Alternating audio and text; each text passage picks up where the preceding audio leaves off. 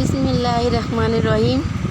আসসালামু আলাইকুম বন্ধুরা। আজকে বুধবার, আর আজকে আমি প্রথমে মাছটা দেখিয়ে শুরু করছি ব্লগটা।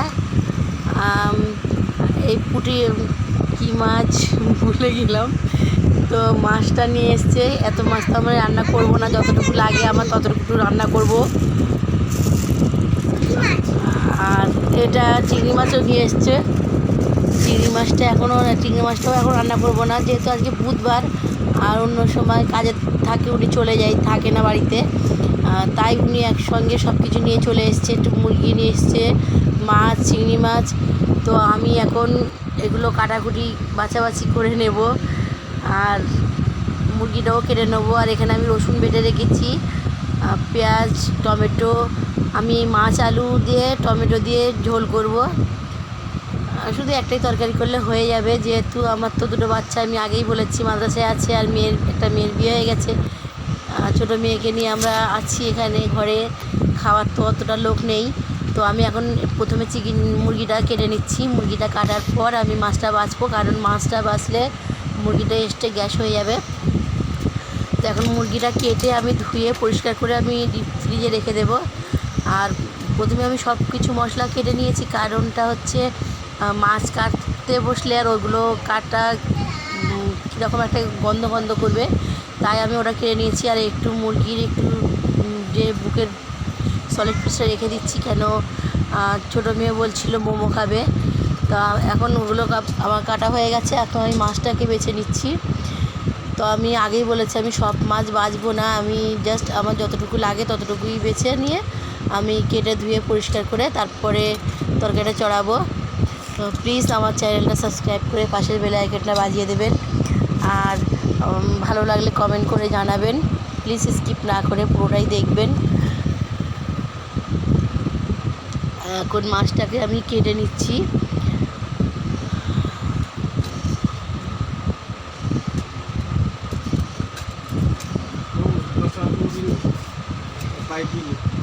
এই তো আমি একটা মাছকে 4টে টুকরো করেছি। তো এইভাবে আমি 3টে মাছ নিলে হয়ে যাবে, এইটুকুই আমাদের হয়ে যাবে। তো এখন লবণ আর হলুদ মাখিয়ে আমি মাছটাকে ভেজে নেব। আর দুটো ভাতটা আমি বসিয়ে দিয়েছি আগেই, ভাতটা আমার হয়ে গেছে। তো এখন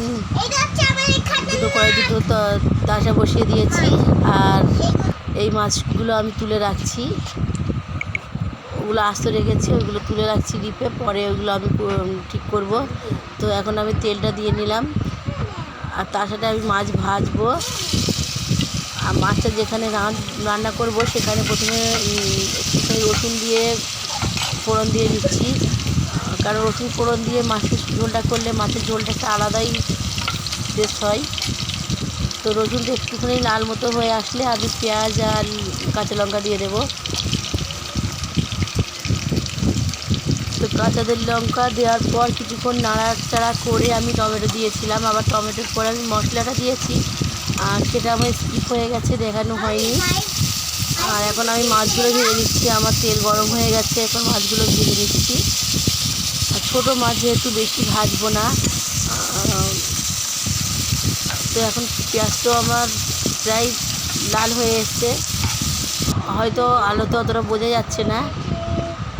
তো এখন আমি যেগুলো কেটে রেখেছি আমি এখন ডিপ ফ্রিজে তুলে দেবো। তো আমার এখানে কোরবানি ঈদের মাংসগুলো রয়েছে। তো আমি এখানে চিকেন ব্রেস্টটা, মাছ, চিংড়ি মাছ সবই আমি পরিষ্কার করে নিয়েছি। এখন ওগুলো আমি ফ্রিজে রেখে দিচ্ছি। আর এই দেখতে পাচ্ছ, এগুলো আমার কোরবানি ঈদের মাংস। তো আমি এইভাবে রেখে দিই, আরও ছিল, শেষ হয়ে গেছে। তো আমি একটা এরকমভাবে বড় বোতল রেখে দিই বরফের জন্য, কোন সময় লাগে না লাগে। তো এখন ধনেপাতাটাও আমি ফ্রিজের মধ্যে রেখে দিচ্ছি। আর এখানে আমার পেঁয়াজ লাল হয়ে গেছে, আমি টমেটোটা দিয়ে দিচ্ছি। টমেটো দেওয়ার পর একটু নাড়াচাড়া করে নেবো, তারপর মশলাটা দিয়ে দেবো। তো আমি মশলা দিয়েছি গুঁড়ো লঙ্কা, হলুদ, লবণ, ধনের গুঁড়ো দিয়েছি, কিন্তু ওটা আমার স্কিপ হয়ে গেছে, দেখানো হয়নি। নাড়াচাড়া করে একটু কষিয়ে নেব, তারপরে কষানোর পর অল্প একটু জল দিয়ে কষানোর পর আমি আলু দিয়ে কষাবো। তো এই তো জলটা দিয়ে দিয়েছি, আর একটু কষানো হয়ে গেলে আমি এখানে আলুটা দিয়ে দেবো। তো আমার এখানে জিনিসটা একটু ছোটো হয়ে গেছে, হয়তো দেখতে অসুবিধা হবে।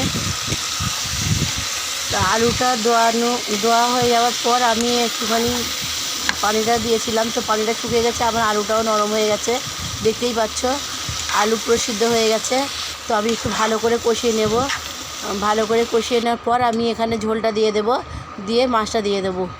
তো আমার মাছটা দেওয়ার হয়ে গেলে আমি ভালো করে ফুটিয়ে উঠবে যখন, আমি ধনেপাতা দিয়ে নামিয়ে নেব। তো আমার এখন এখানে পরিষ্কার করাও হয়ে গেছে, আমি ধনেপাতাটা কেটে রেখেছি। তো আমার সব গুছানো হয়ে গেছে, তো শুধু ধনেপাতাটা দেওয়া হয়ে গেলে আমার তরকারিটা হয়ে যাবে।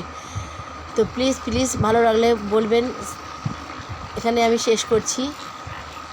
আসসালামু আলাইকুম।